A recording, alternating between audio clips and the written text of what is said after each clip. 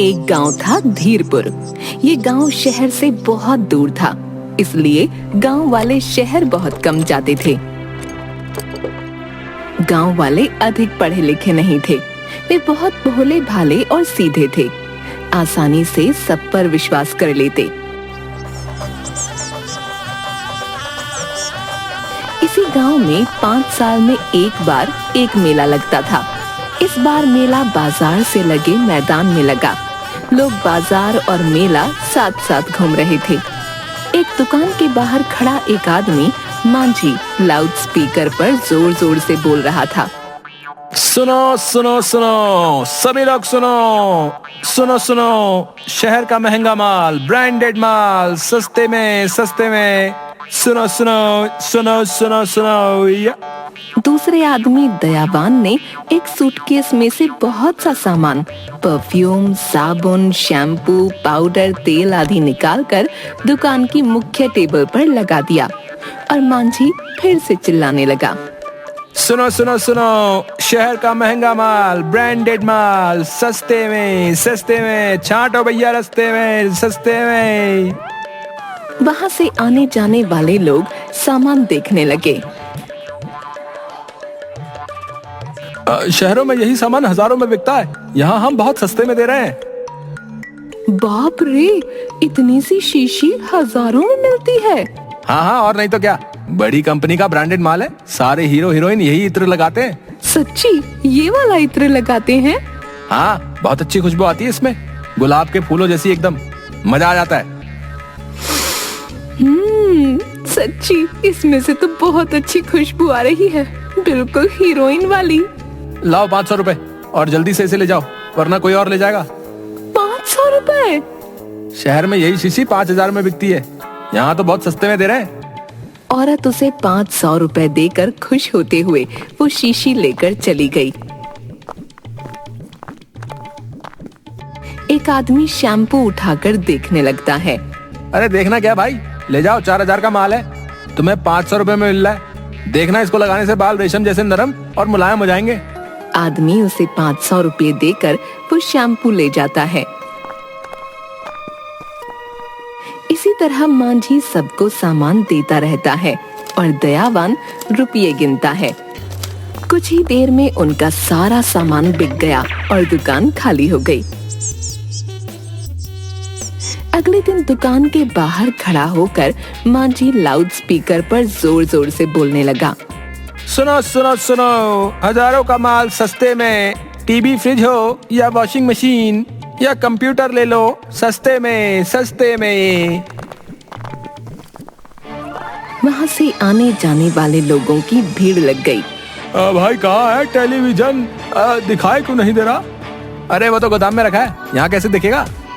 भाई कितने का दे रहे हो? 25,000 का टीवी बस 2000 में मिलेगा। सच में?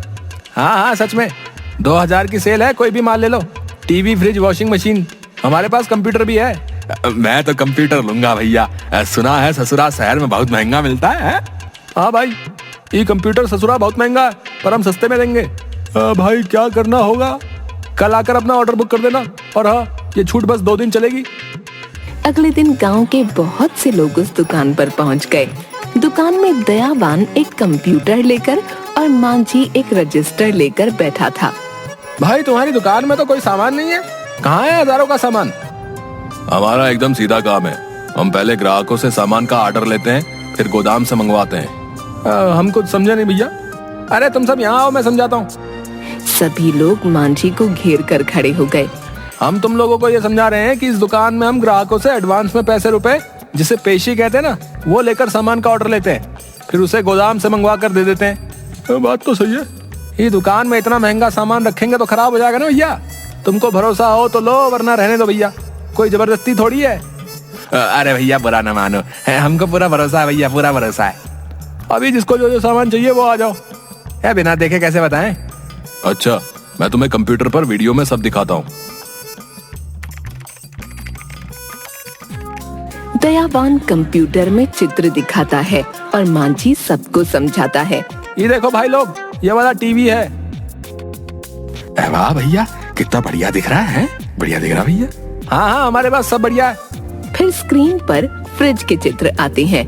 ये देखो फ्रिज, डबल डोर, मेरा मतलब है 2 दरवाजे वाला है। ये लाल वाला बहुत ही सुंदर है भैया, मैं ये वाला ही लूंगा। मैं तो वो नीले वाला लूंगा, उस पर तो फूल भी बने हुए भैया।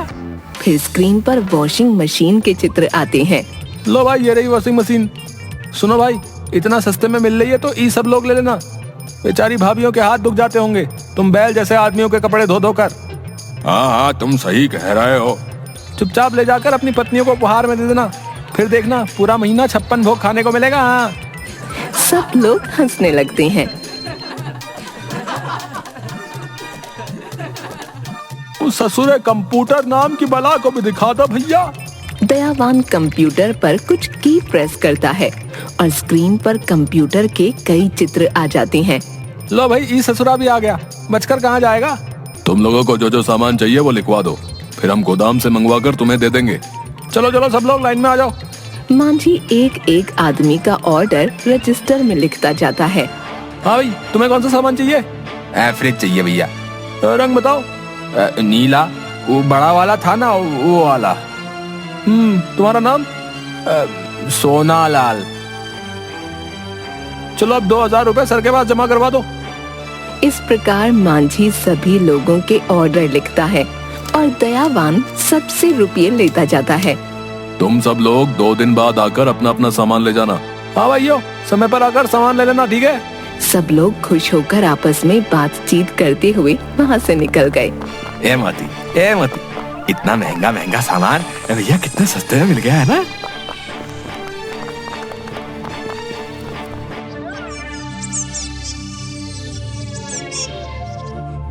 दो दिन बाद गांव वाले दुकान में पहुँचे, वहाँ कोई सामान नहीं था। ओ भैया, तुमने हमें आज आकर सामान ले जाने के लिए कहा था, कहाँ है भैया। यहाँ तो कुछ भी नहीं दिख रहा। कहाँ है सामान भैया। वो सामान तो अब तक नहीं आया भैया। क्या अब तक नहीं आया। मैं मालिक को बोलता हूँ, वो अभी पता करके बताएंगे। मांझी दयावान के पास जाकर कुछ कहता है और वो हाँ में सिर हिलाकर फोन पर किसी से बात करते हुए कहता है। क्या ये कब हुआ। अब बताओ क्या करना है। ग्राहक दुकान पर खड़े हैं। ओके, अब तुम लोगों का सामान रास्ते में रुका हुआ है। पर क्यों, आपने कहा था आज तक आ जाएगा। बात यह है कि कल सरकार ने पेट्रोल के दाम बढ़ा दिए हैं। गोदाम शहर में है, वहाँ से ट्रक में माल आता है। अब तुम लोगों को 200 रुपए और देने होंगे। पेट्रोल महंगा हो गया है, इसलिए ट्रक की आवाजाही महंगी हो गई है। हाँ, बात तो सही है, आए दिन पेट्रोल महंगा हो जाता है। उसके बाद कल शाम तक सबका सामान आ जाएगा। ठीक है भैया। सब लोग फिर से दयावान को 200 रुपये देकर चले गए। उनके जाने के बाद मांझी और दयावान खूब हंसते हैं।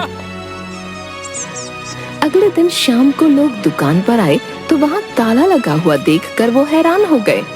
उनमें से एक आदमी ने पास ही एक छोटे दुकानदार से पूछा, अरे भैया, ये मांझी और ये दयावान ऐसे ताला लगाकर कहाँ चले गए भैया। कहाँ चले गए ये नहीं पता। मांझी कह रहा था कि बहुत जरूरी काम है, 2 दिन बाद आएगा। शुक्र है 2 दिन में आ जाएंगे। मुझे तो लगा कहीं पैसा लेकर भाग तो नहीं गए। 2 दिन बाद वे लोग फिर आए, तब भी दुकान पर ताला लगा था। नहीं भाइयों, वो लोग अब तक नहीं आए। ऐसा करो, तुम हमारी समिति वालों से जाकर पूछो, वो बता देंगे। मुखिया जी, ये दुकान वाले कहाँ गए हैं, कब तक आएंगे। ये दुकान तो समिति की है। उन दोनों ने थोड़े दिनों के लिए किराए पर ली थी, पर दोनों अचानक गायब हो गए हैं। ना ही उनकी कोई खबर आई है। ये क्या कह रहे हो। वो दोनों हमको सस्ते में सामान बेच रहे थे, हमसे तो रुपया भी ले लिए हैं। अच्छा, तो तुम लोगों को भी चूना लगा गए। और भी कई लोगों ने उनकी शिकायत की है। सबका पैसा लेकर भाग गए हैं वो धोखेबाज। सस्ते माल का लालच देकर तुम लोगों को अच्छा मूर्ख बनाया। भाइयों, समझदारी से काम लिया करो। मुखिया जी, आप क्या करें। ये लो, हमारे पास उन्होंने ये पता लिखवाया था। देखो, कुछ पता लग जाए तो छोड़ना मत। 2 गांव वाले उस पते वाली जगह पर जाते हैं। भैया, ये पता किधर है। यहाँ से थोड़ा आगे एक खाली मैदान है, वही है। दोनों आगे बढ़े तो एक खाली मैदान में एक पुरानी फूस की झोपड़ी थी, जिस पर दरवाजा भी नहीं था। दूसरा गांव वाला वहीं बैठ गया। ई ससुरे तो सच्ची हमें पागल बना दिए हो।